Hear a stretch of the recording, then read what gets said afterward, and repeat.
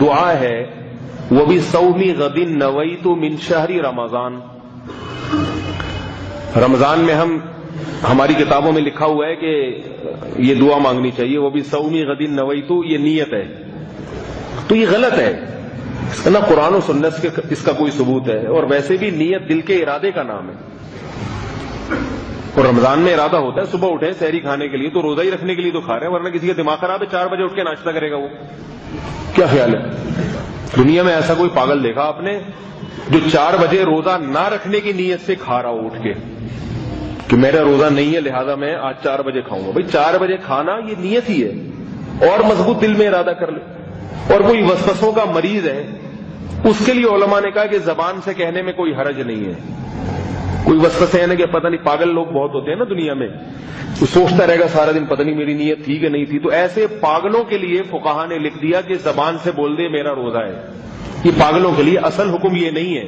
اصل نیت دل کے ارادے کا نام ہے. صحابہ تابعین سے کسی سے بھی ثابت نہیں ہے کہ وہ زبان سے نیت کرتے تھے. نماز میں آپ دیکھ لیں پیچھے وہمی لوگ کھڑے ہوتے ہیں تو نیت کر کے ساتھ والے کی نماز بھی خراب کر دیتے. میں نیت کرتا ہوں، میں نیت کرتا ہوں ظہر کے 4 فرض. میں ایک آدمی کے ساتھ نماز پڑھنی میں نے چھوڑ دی، وہ جب بھی میرے ساتھ آگے کھڑا ہوتا تھا تو وہ نیت کیسے کرتا تھا؟ میں نیت کرتا ہوں 4 رکعت نماز فرض واسطے اللہ کے، پیچھے اس امام کے. او بھائی اس سے تو نماز آسان ہے. نماز پڑھنے میں اتنی ٹینشن نہیں ہوتی جتنی اس کی نیت کے الفاظ اور آپ نے جو اس کو یاد کر کے آئے ہوئے. وہ بھائی ظہر پڑھنے ہی تو آئے ہو یہاں پہ، اور کیا کرنے آئے ہو؟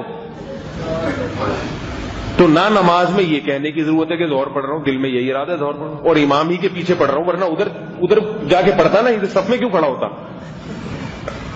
اور بعض ایسے ہوتے ہیں، ہمارے کو استاد نے واقعہ سنا ہے، ایک وہمی آ کے کھڑا ہوا، وہ نیت کیا کر رہا ہے؟ میں نیت کرتا ہوں 4 رکعت نماز ظہر واسطے اللہ کے. تو بھئی اللہ ہی کے واسطے، بھگوان کے واسطے تو نہیں ہو رہی نا یہ نماز، آپ واسطے اللہ کے اور فلانے کے اور یوں کے اور پیچھے اس امام کے. اب پہلے تو اس نے ہاتھ کے اشارے کے بغیر بولا پیچھے اس امام کے.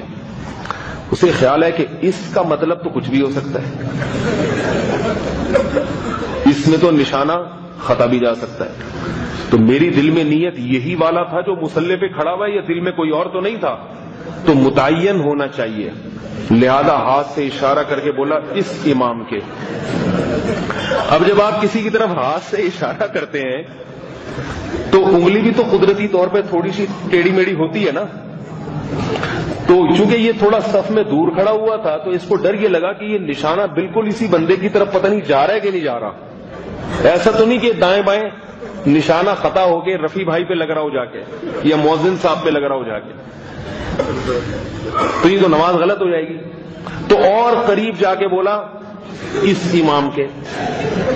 پھر بھی شبہ ہوا کہ بھائی انگلی میں تھوڑا سا کرو ہے، گول ہے تھوڑی سی، تو جا کے نا امام کو یوں کر کے دھکا مارا، پیچھے اس امام کے.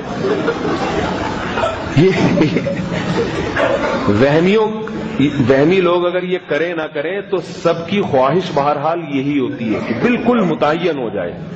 تو ایسے پاگلوں کے لیے، ایسے احمقوں کے لیے فقہا نے لکھ دیا، مستحسن قرار دے دیا. اتنا تو نہیں کہ یوں جا کے کرے کہ بھئی زبان سے بول دو ظہر پڑھ رہا ہوں، لیکن اصل مسئلہ یہ نہیں ہے. لہذا زبان سے نیت کو سنت قرار دینا یا اس کے دفاع میں دلائل بیان کرنا حماقت اور بیوقوفی ہے، جہالت کی بات ہے ہی نہیں. تو اسی طرح زبان سے نماز جنازہ کی نیت کرنا، لوگ عید کی نماز سے پہلے نیتیں یاد کر کے آتے ہیں. عید خود ایک مشکل نماز ہے، اور پھر اس پر نیت یاد. بھائی عید ہی کی تو نماز ہے، اور کیوں آ رہے ہو ابھی نہا دھو کے؟ کیا کرنے آ رہے ہو؟ جنازہ پڑھنے آ رہے ہو یہاں پہ؟ جنازہ پڑھنے کے لیے اتنے نہانے دھونے کی، خوشبو لگانے کی کیا ضرورت؟ یہ تو جنازے کی توہین نہیں ہے. وہ کہے گا میں مر گیا اور تم جناب اسپرے کر کے آ رہے ہو، خوشبوئیں لگا کے آ رہے ہو. لیکن ہمارے ہاں بعض خطیبوں کے بیان ملیں گے، وہ بھی صومی غدین نویت من شہر رمضان پر دلائل ملیں گے آپ. تو یہ غلط ہے. کیوں دلائل دے رہے ہو اس کے؟ ہمارے بعض اکابر نے لکھ دیا تو بولو بھائی انہوں نے لکھ دیا کہ تھوڑا سا وہمیوں کے لیے اردو کے بجائے عربی میں لکھ دیا کہ وہمی لوگ سمجھتے ہیں عربی میں پڑھنے سے نماز زیادہ قبول ہوتی ہے نیت عربی میں کرنے سے. تو یہ صحیح نہیں لکھا. کسی بزرگ کی شان میں گستاخی جائز نہیں ہے. خطا ہر ایک سے ہو سکتی ہے, لیکن یہ کہ بات کو تو اس کی نہیں لی جائے گی نا جو بالکل کوئی اس پہ کوئی روایت ہی نہ ہو. ائمہ مجتہدین کا جو اختلاف ہوا ہے وہ ایسا نہیں ہے کہ حدیث کے خلاف جاتا ہو, وہ حدیث کو سمجھنے میں اختلاف ہے. بعد کے لوگوں میں بعض لوگوں نے جو اختلاف کیے ان میں بہت سے قرآن و سنت کے بالکل خلاف جا رہے ہیں, تو ان کو فالو نہیں کیا جائے گا. ہم مجتہد کو فالو کرنے کا حکم دیتے ہیں. بعد کے لوگ چاہے کتنا بڑا عالم ہو کتنا بڑا مفتی ہو اس کو نہیں, وہ اس کی اتباع کی ہمیں اجازت نہیں ہے اگر وہ بالکل قرآن و سنت کے خلاف جا رہی ہے. اس کی بات کو کچھ ملتا ہی نہیں ہے اس کا تذکرہ. تو اب بعض لوگ کیا کرتے ہیں اپنے مسلک کے دفاع میں وہ بھی صومی غد نویت من شہر رمضان پر پورا جو ہے وہ تقریر کر دیں گے.